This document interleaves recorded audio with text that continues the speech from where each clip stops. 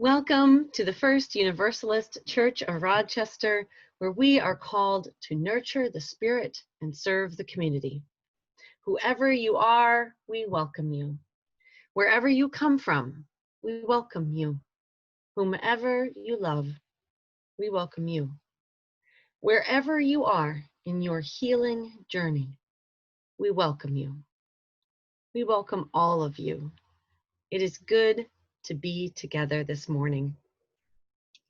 If you are here for the first time this morning, we especially welcome you.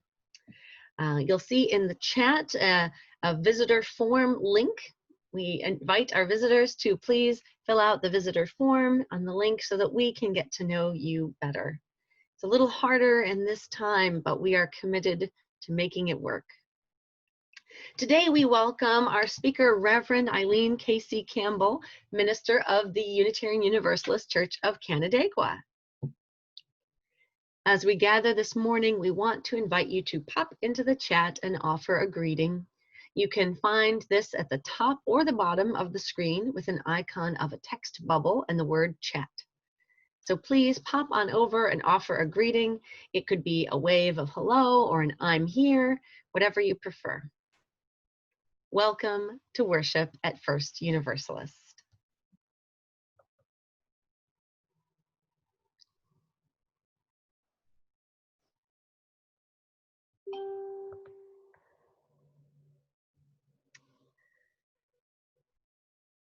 Let us join our hearts and voices in singing together this morning, recognizing that even as we are singing muted in our own home, we are creating a song across our city of Rochester and the country.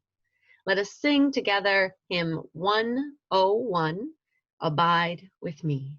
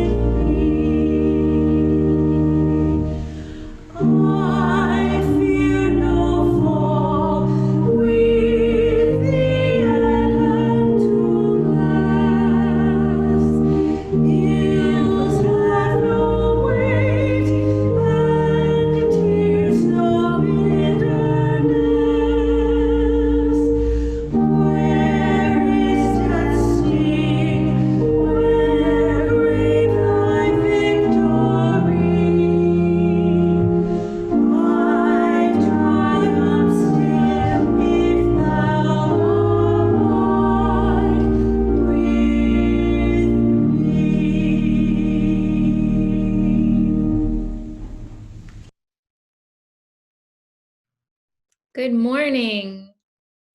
If you came here this morning with a heavy heart, with grief weighing down your body, or loss lingering on your skin, welcome. This space is for you. If you came this morning with an anxious current charging through your mind, with worry creeping into your throat, welcome. This space is for you. If you came this morning as a weary traveler through this time, trying to hold on to hope, welcome. If you're here to look for peace, to pray for joy, to weep, or to stay silent, to slough off the cynicism holding you, or just to make it through until tomorrow, welcome. This space is for you. Bring it all in with you. May this space embrace you in the warmth of this season's growing darkness and the promise of morning.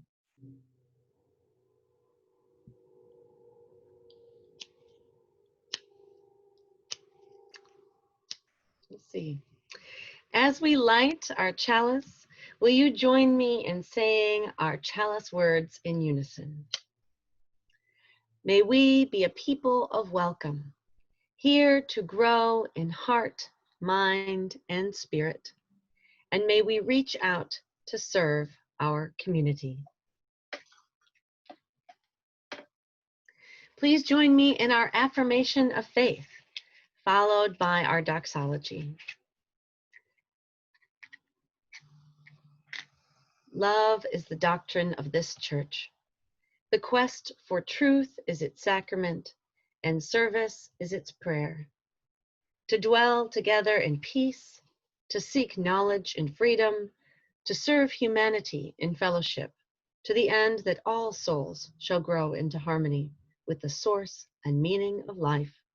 Thus do we covenant with each other and with all.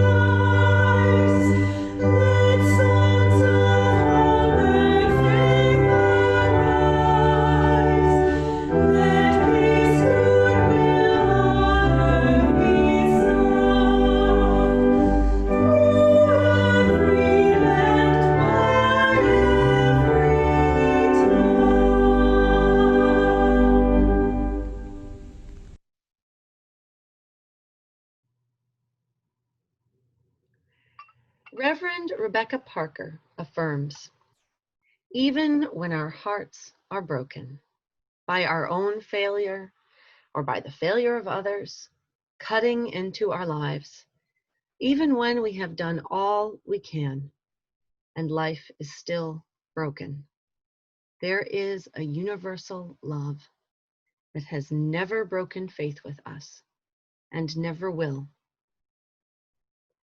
Each time we gather to worship in small groups or committees, we recommit to keeping faith with that universal love and with each other.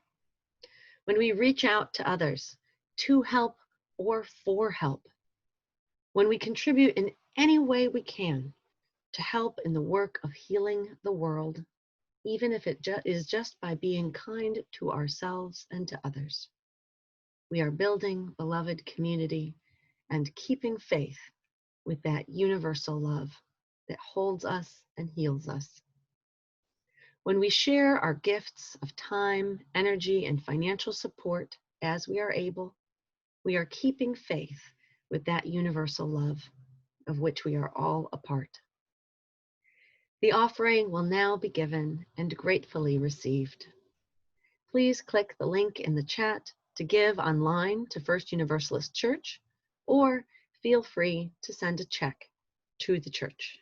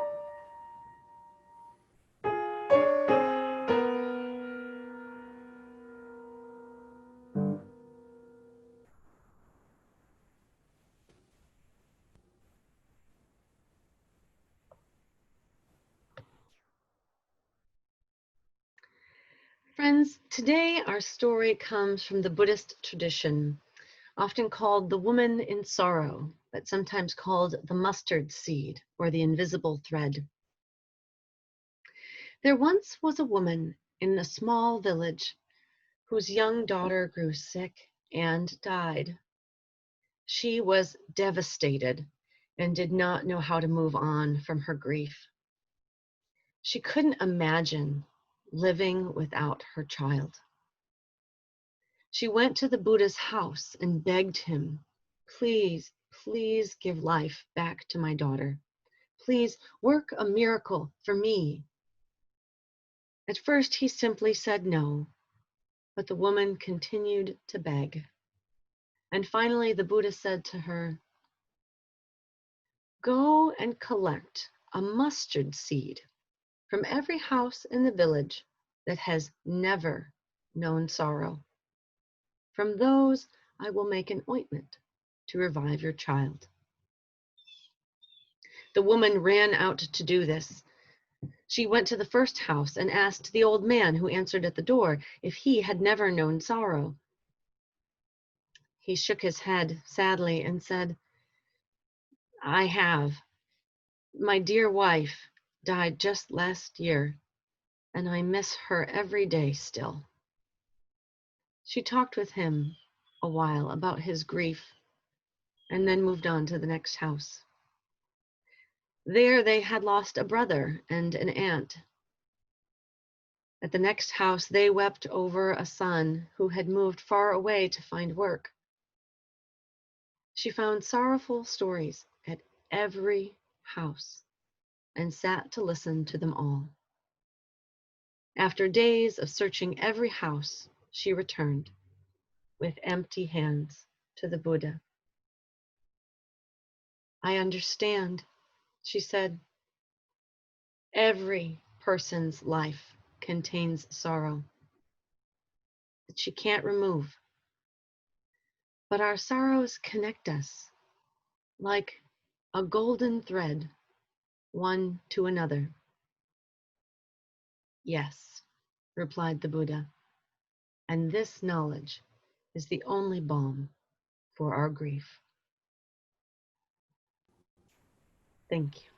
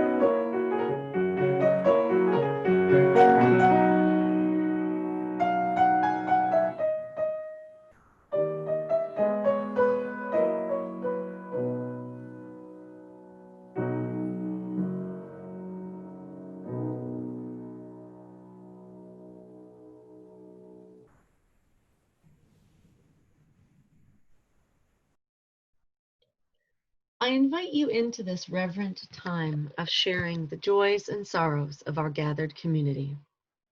If you would like to, you can place your hand over your heart to be able to listen from this heart-centered place. As I place the stones into a bowl, I will read aloud the joys and sorrows of our gathered community. All are invited to share your joys and sorrows in the chat that we may hear from the community gathered here.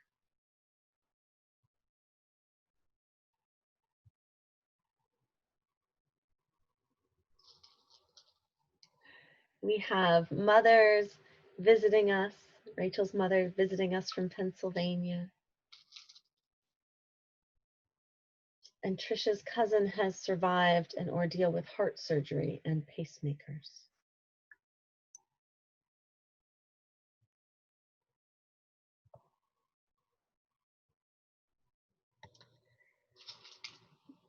Julie had an uncle who passed away last week. Mary Jane was able to see her sister Julia in the Adirondacks and do some hikes with Moritz.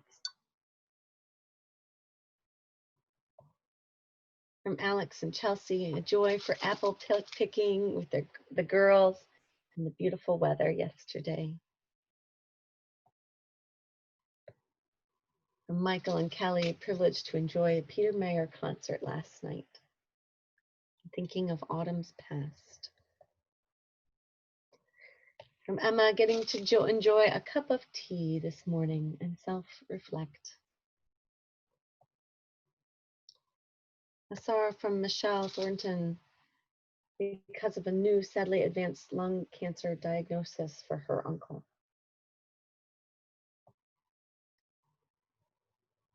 From Dave and Van Arsdale and Elizabeth Osta for Annette, who just had a kidney cancer surgery. Bob Remley's son has found a new job after a long period not working. From Melissa that her son remains safe and healthy as he studies for his first year of college on campus.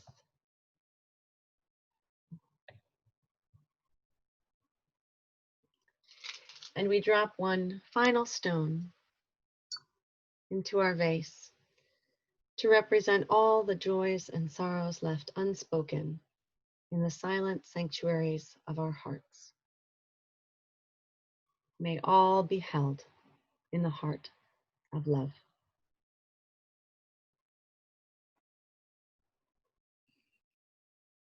I invite you now into a time of centering, of pastoral prayer, followed by shared silence.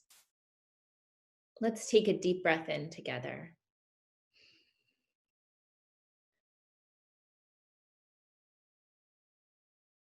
Between the pangs of childbirth, I thought of Tiamat, that ancient Babylonian sea goddess split in half to create the world.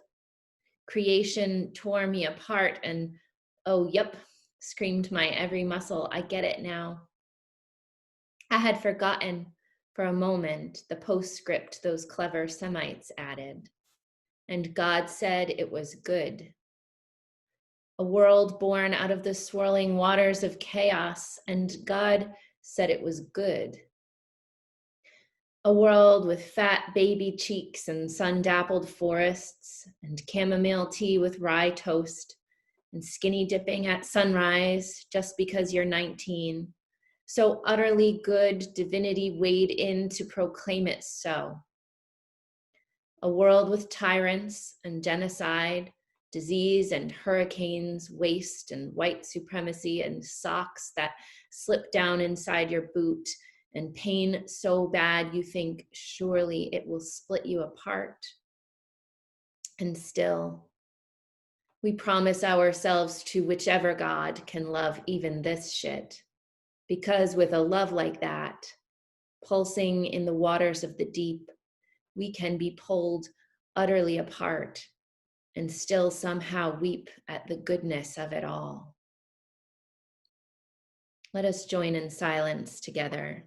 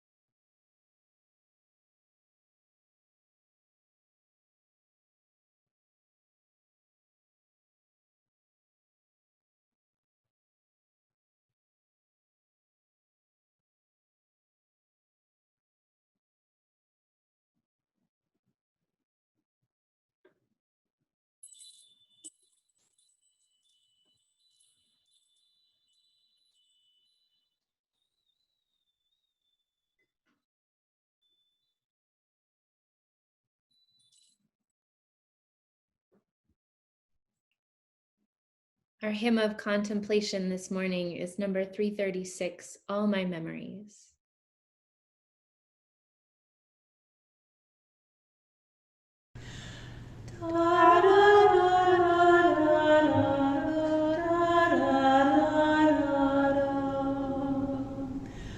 All my memories of love hang upon high stars. All the souls I've lost to tears now the autumn jars. And the air around me here begins with their song. Sing again their nameless tunes, sing again and strong. Willows in September touch the water gleam, set among the rushes tall of the flowing year. Rising up from sunlit as comes the shadowed sun, running toward me silently, love to fortify. Many are the graceful hearts hung upon this tree, and it seems there's room for all on these branches free. And the sigh above the tree, whether wet or bright, is my ease and comforting, my good news and light.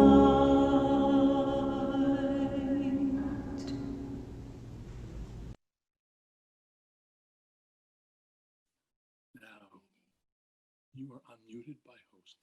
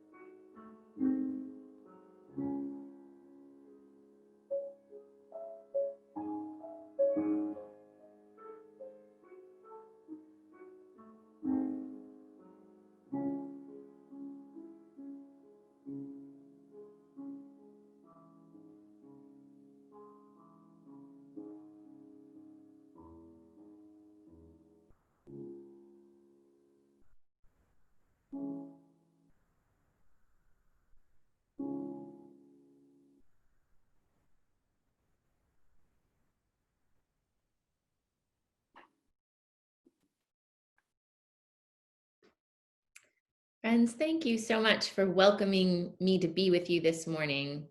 And I know it's not our tradition as you use, but I hope to begin, you'll hear a confession from me. I spent a non-small bit of time this summer unpacking boxes from my garage. They had been there gathering dust since we moved into our house 2 full years ago. They were filled with things I didn't want to get rid of, but wasn't quite sure where to put. Honestly, I had mostly forgotten what was inside. But I never forgot the boxes were there. A tiny part of the back of my brain held on to the task of unpacking those boxes for every day of those 2 years. I think of it in exactly the moments when I had absolutely no time or energy to complete the task. I'd make plans and promises with myself to just get it done. Have you ever been in this situation? It's not just me, right?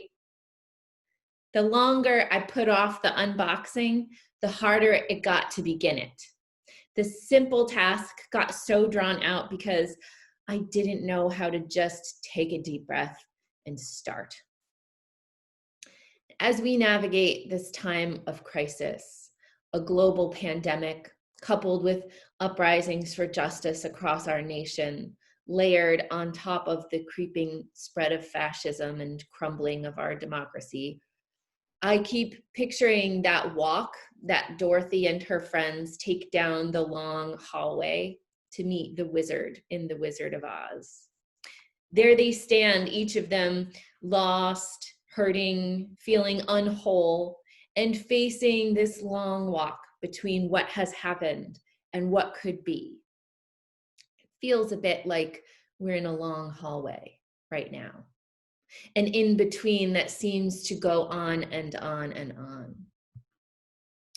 My paternal grandfather, by nearly anyone's accounting, led a life marked over and over by trauma. His poor immigrant parents had both died in his very young childhood. He was removed from the care of his stepmother and sent to live with a grandmother who also died before his teenage years. Having lost all the adults in his life by the onset of the Great Depression, during it, he also lost his family farm and home. By the end of the Depression, he found some stability in a new and happy marriage, but was drafted into World War II. He saw intense warfare in the South Pacific, and after missing the babyhood of his eldest children, he came home wounded and sick. Then, when their youngest child was only 6, his wife died suddenly, leaving him a grieving widower and single father. He lived so much of his life in that long hallway. He told me once that he believed there were 2 kinds of problems in life. There are problems you can solve, things that are fixable, he said, and things you can't do anything about.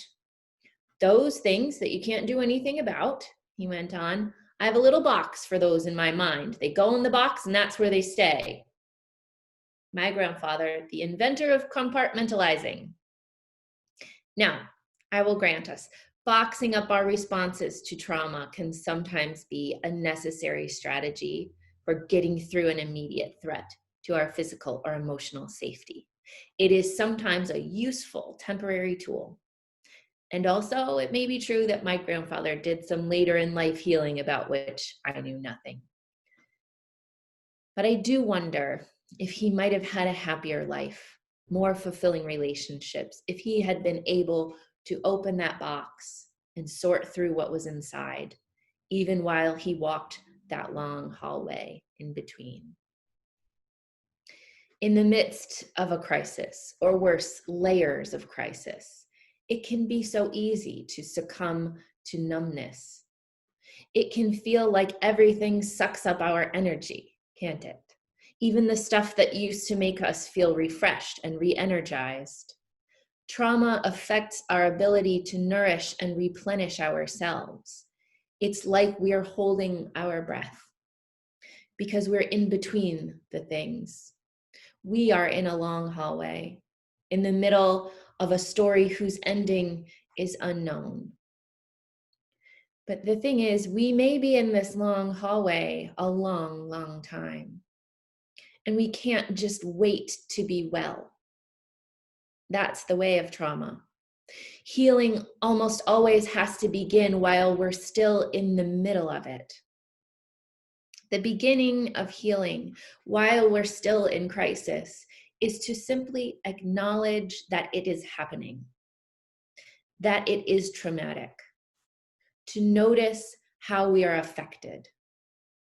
We might take just a few minutes a day, if that's all we can manage, to unbox what we've boxed up, to take a glance at what is hard to look at, to name those boxed up monsters we'd rather leave unmentioned: sickness, fear, anger, exhaustion, loneliness, grief, despair.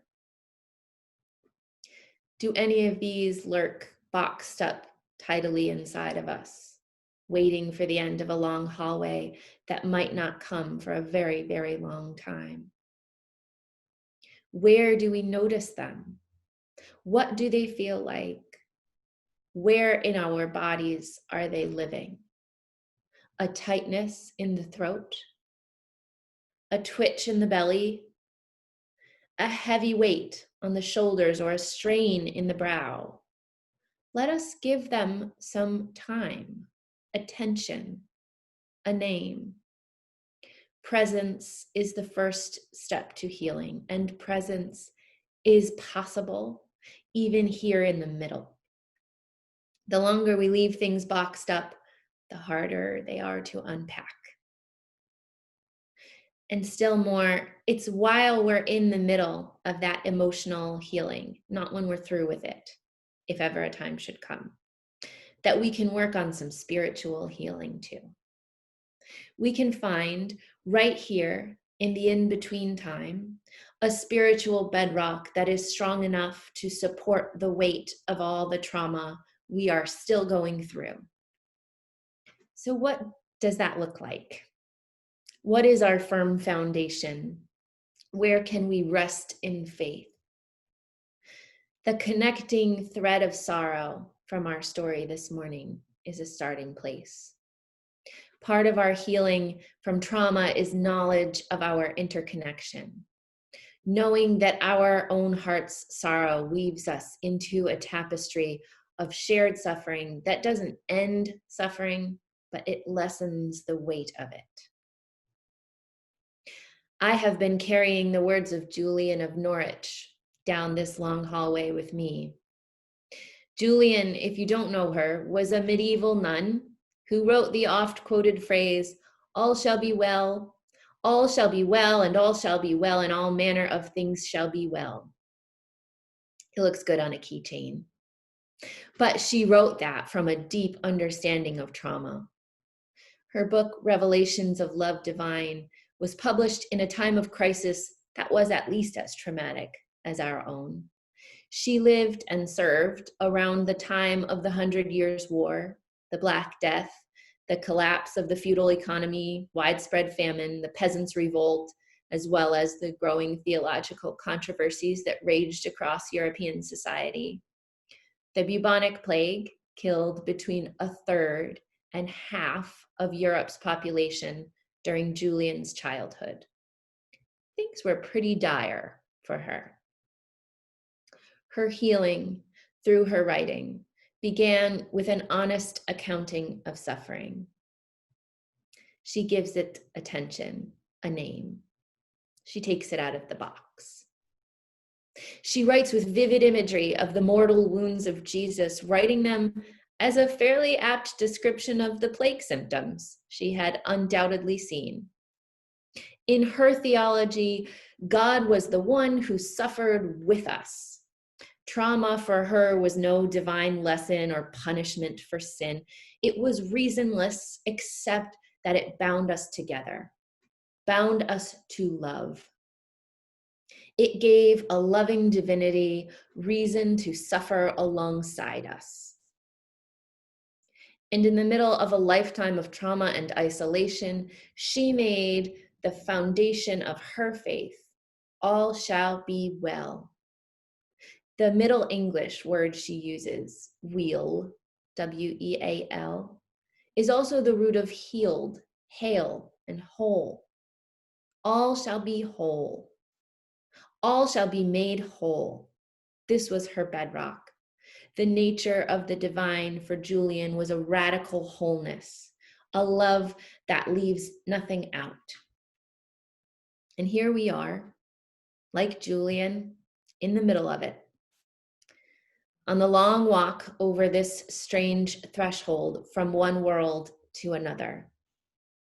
And for all my imagining of that Wizard of Oz hallway, I might do well to remember the ending of that story. Do you? Each character's healing, their wholeness, wasn't granted by a wizard at all, right? They found what they needed along the way with some help from one another. May we too find that what we need to heal is already inside us.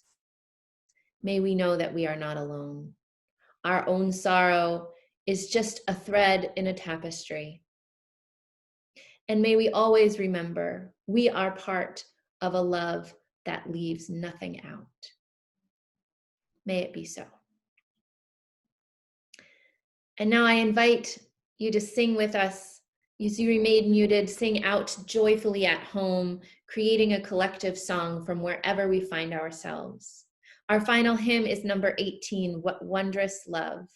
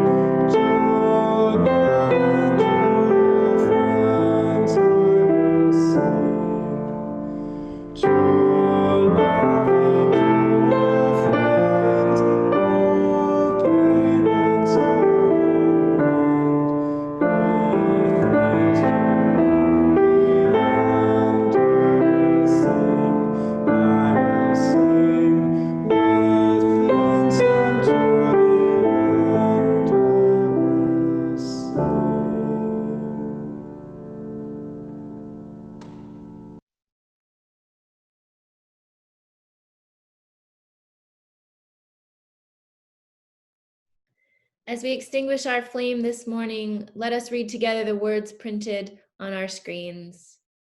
We extinguish this flame, but we keep its light in our hearts with its message of love and justice, taking it outside these walls to the world we live in until we are together again. Though we cannot be seated next to one another, we are still connected in community. As we come to a time to close our service, I want to invite you into an embodied practice of holding hands from a distance at the end of the service. If you're joining us by video, please change your view to gallery rather than speaker view. Then reach your hands out to the edge of the screen. For folks here by phone, you may place a hand over your heart and bring to mind someone you love from this congregation.